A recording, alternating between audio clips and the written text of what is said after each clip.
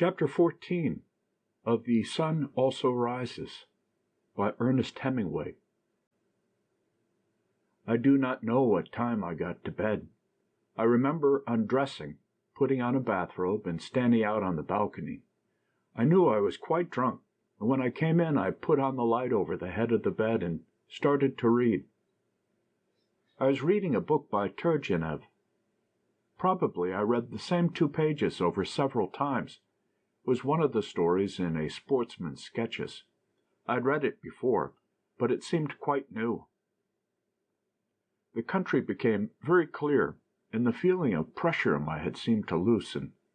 I was very drunk, and I did not want to shut my eyes because the room would go round and round. If I kept on reading, that feeling would pass. I heard Brett and Robert Cohn come up the stairs. Cohn said good night outside the door and went on up to his room. I heard Brett go into the room next door. Mike was already in bed. He had come in with me an hour before. He woke as she came in, and they talked together. I heard them laugh. I turned off the light and tried to go to sleep. It was not necessary to read any more. I could shut my eyes without getting the wheeling sensation. But I could not sleep. There's no reason why, because it is dark, you should look at things differently from when it is light. The hell it isn't. I figured that all out once, and for 6 months I never slept with the electric light off. That was another bright idea. To hell with women, anyway. To hell with you, Brett Ashley. Women make such swell friends. Awfully swell. In the first place, you had to be in love with a woman to have a basis of friendship.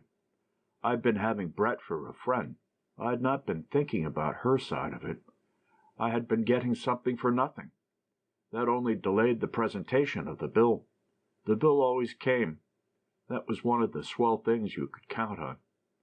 I thought I had paid for everything, not like the woman pays and pays and pays. No idea of retribution or punishment. Just exchange of values. You gave up something and got something else, or you worked for something. You paid some way for everything that was any good. I paid my way into enough things that I liked so that I had a good time.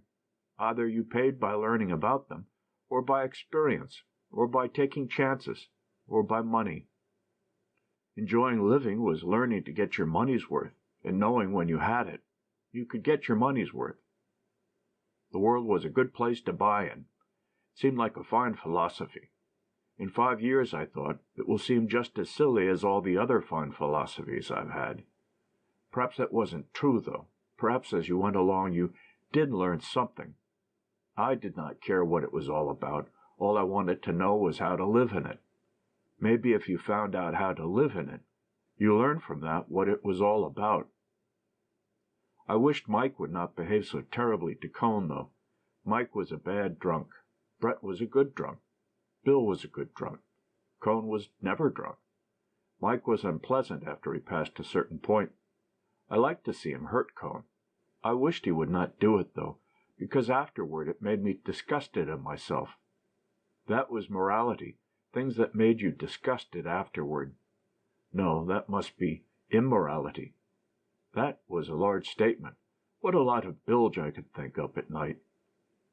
What rot! I could hear Brett say it. What rot! When you were with English, you got into the habit of using English expressions in your thinking. The English spoken language, the upper classes anyway, must have fewer words than the Eskimo. Of course I didn't know anything about the Eskimo. Maybe the Eskimo was a fine language. Say the Cherokee. I didn't know anything about the Cherokee either. The English talked with inflected phrases, one phrase to mean everything. I liked them, though. I liked the way they talked. Take Harris. Still, Harris was not the upper classes. I turned on the light again and read. I read the Turgenev. I knew that now, reading it in the oversensitized state of mind after too much brandy, I would remember it somewhere, and afterward it would seem as though it really happened to me. I would always have it. That was another good thing you paid for and then had. Sometime along toward daylight, I went to sleep. The next 2 days in Pamplona were quiet, and there were no more rows. The town was getting ready for the fiesta.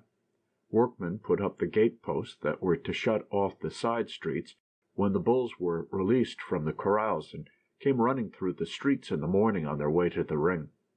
The workmen dug holes and fitted in the timbers, each timber numbered for its regular place. Out on the plateau beyond the town, employees of the bull ring exercised picador horses, galloping them stiff-legged on the hard sun-baked fields behind the bull ring. The big gate of the bull ring was open, and inside, the amphitheater was being swept. The ring was rolled and sprinkled, and carpenters replaced weakened or cracked planks in the barrera.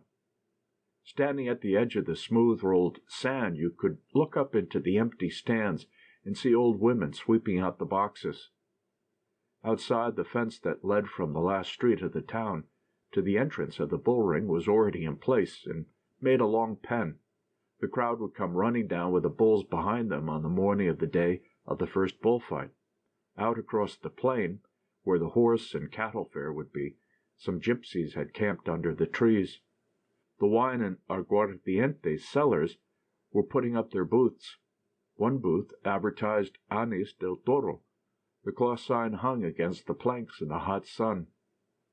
In the big square that was the center of the town, there was no change yet.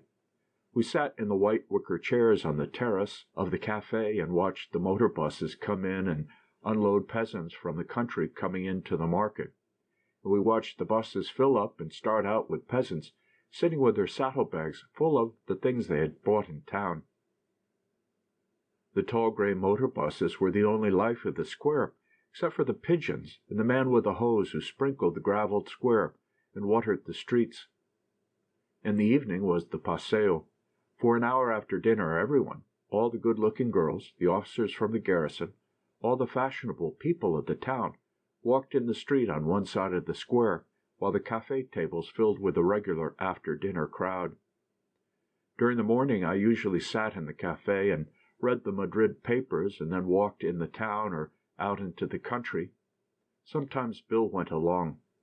Sometimes he wrote in his room. Robert Cohn spent the mornings studying Spanish or trying to get a shave at the barber shop. Brett and Mike never got up until noon. We all had a vermouth at the cafe. It was a quiet life, and no one was drunk. I went to church a couple of times, once with Brett. She said she wanted to hear me go to confession. But I told her not only was it impossible, but it was not as interesting as it sounded. Besides, it would be in a language she did not know. We met Cohn as we came out of the church, and although it was obvious he had followed us, yet he was very pleasant and nice, and we all three went for a walk out to the gypsy camp, and Brett had her fortune told. It was a good morning. There were high white clouds above the mountains. It had rained a little in the night, and it was fresh and cool on the plateau, and there was a wonderful view. We all felt good, and we felt healthy, and I felt quite friendly to Cohn. We could not be upset about anything on a day like that. That was the last day before the fiesta. End of chapter 14.